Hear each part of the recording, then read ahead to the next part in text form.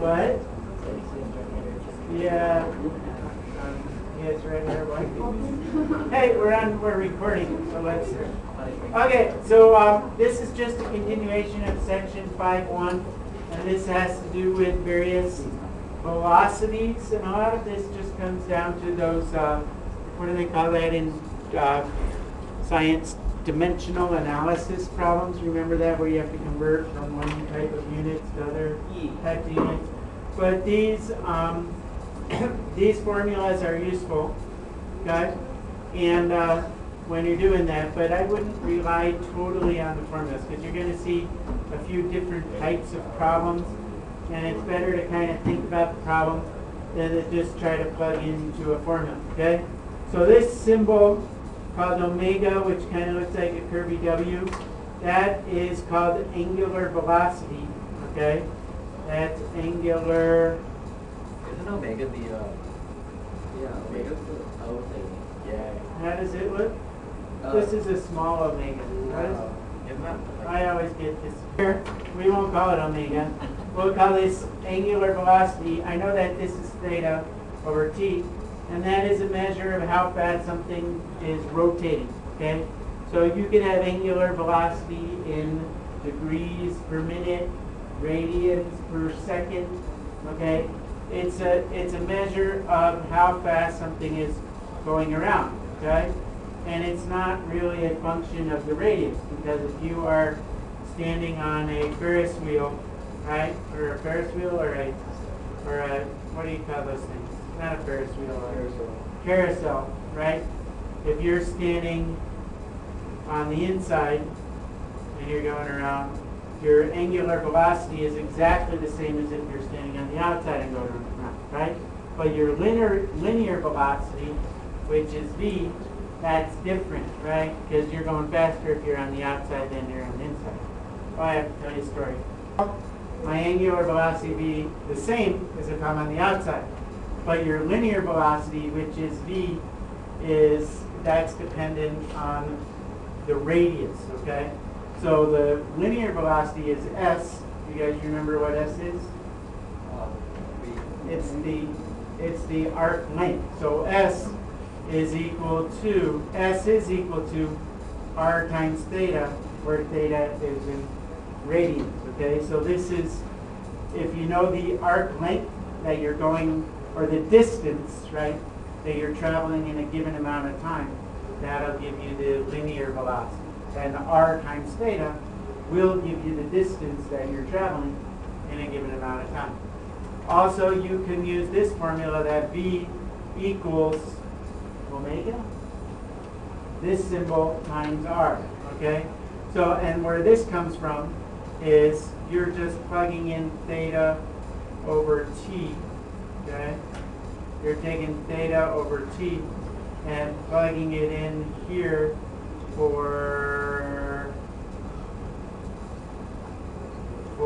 you're plugging it in right here for theta over t, right? See the theta over t? So if I plug in theta over t, or w in here, omega or whatever it's called, in here for theta over t, then I get this formula, which is v is equal to wr, the angular velocity times the radius. Okay? V is the linear velocity. Would V equal the theta divided by the square root?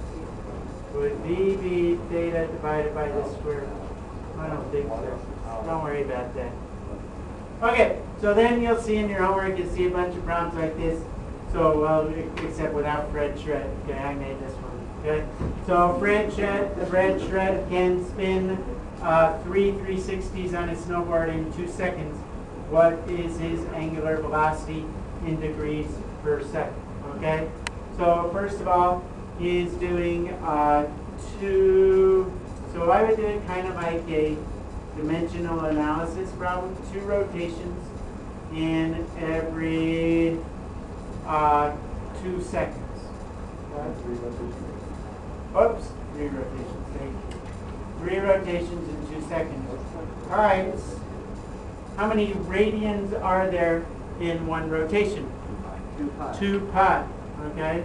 because so what you want to do is multiply that by 2 pi, keeping that on the top, 2 pi radians, okay? Or we don't even need to use radians. Let's use degrees. How many degrees per rotation? Because we are looking for, we're looking for, first of all, degrees per second. So there's 360 degrees per rotation, right? And those will cancel out. And I'm looking for degrees per second, so I'm pretty much done, right? That's what I'm looking for. So now I have that he is going, 2 goes in there, 180 times 3, would that be 540 degrees per second? Yes? No? Yeah, it would. Yeah, 2 goes into, I just simplified this in my head. I went 2 goes into 360, 180 times, and then I went 3 times 180, which gives you 540. Okay? And as far as radians per second, I do the same thing, except instead of calling this 360 degrees, I would call it 2 pi radians per second. So I'd have 3 rotations times 2 per 2 seconds, and then so he's going 2 pi radians. 2 pi radians per rotation, and so these cancel out, and you get 6 pi radians per second. Well, no, maybe 3 already.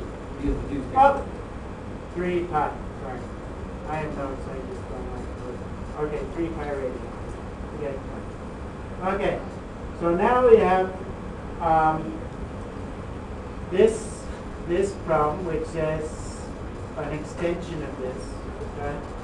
If a squirrel is catching a ride on the tip of a 6-foot snowboard, what is the squirrel's linear velocity? Okay? So that could happen, you know, don't laugh. Well, I don't know, but he jumps up and he spins around. And so now I can kind of use one of these formulas, because this is giving me the angular velocity, right? And then if I want to find the linear velocity, what do I have to do? Just plug it into, I found the angular velocity in, this one is in radians per second, right? So all I have to do is plug in my, so V equals omega times R, right? And since I know he's going 3 pi radians per second, I go 3 pi times the radius, which is 6. And so he would be going 18 pi. No, the radius isn't 6, right? The radius would be 3, because if he's standing on the tip, right, the diameter would be 6. And so the radius would be 3. So it's 3 pi times 3, which would give you 9 pi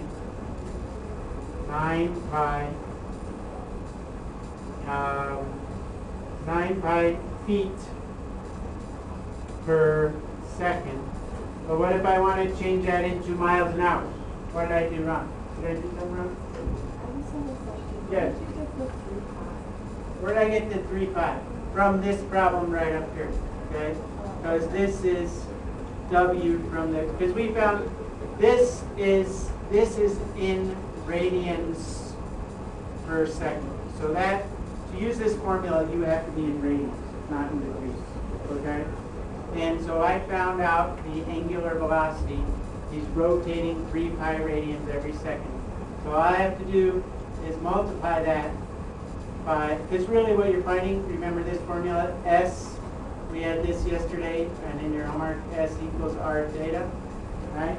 So you're going through an arc of R times theta, and the theta that you're going through is 3 pi. See that? Every second.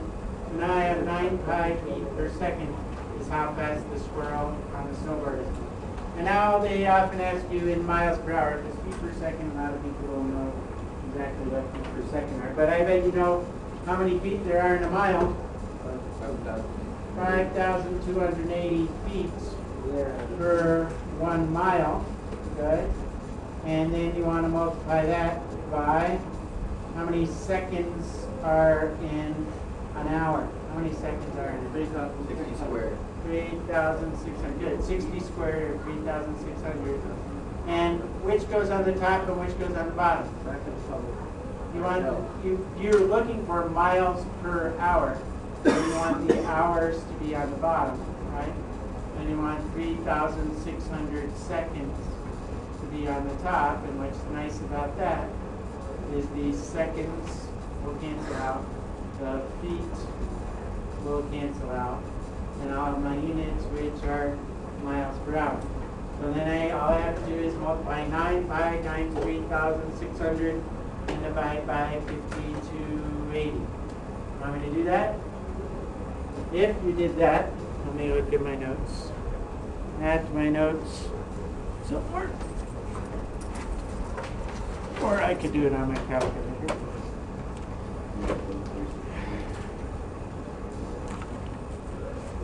You get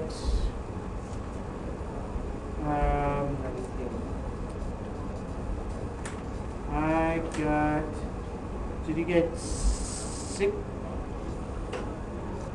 Oh, I'm looking at a different problem. Oh, that's the car. So for this one, what do you get? Cam, did you? I got 19.2. 19.28? Is that what you guys got? Miles per hour. That sounds about right. 6. That sounds about right. Okay? 19.28 miles per hour. Alright?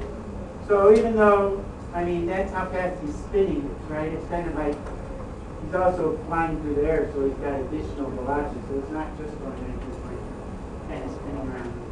Okay. Anyway. Next one.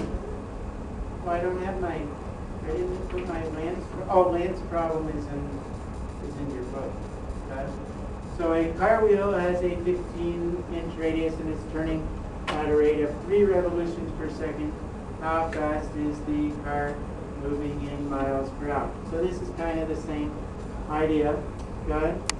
So with this one, car wheel has a 15-inch radius. So let's find his angular velocity. What's angular velocity?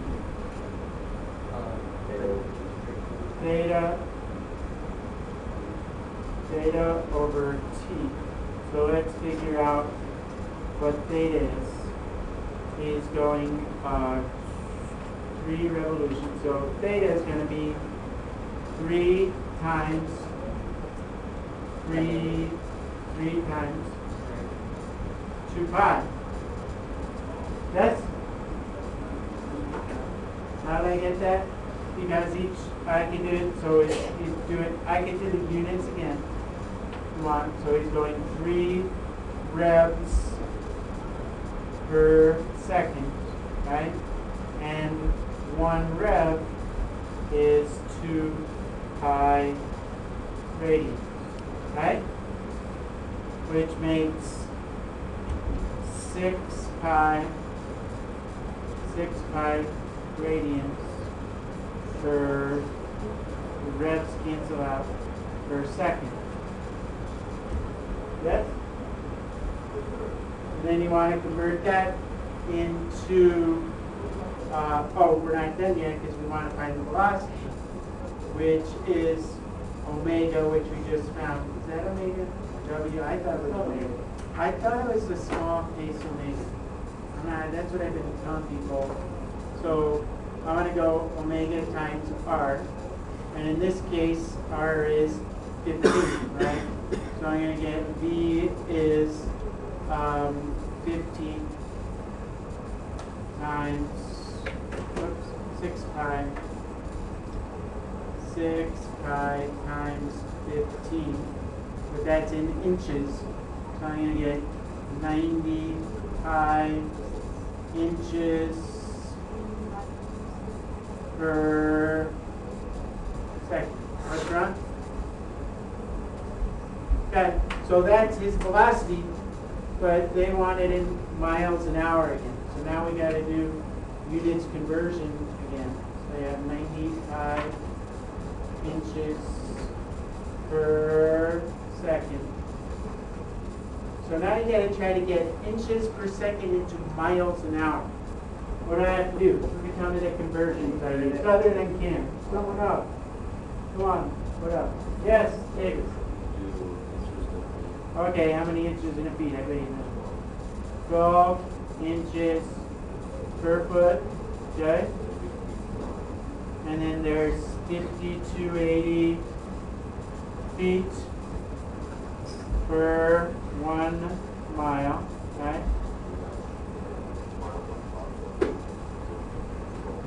Well, we need to convert seconds into hours, right?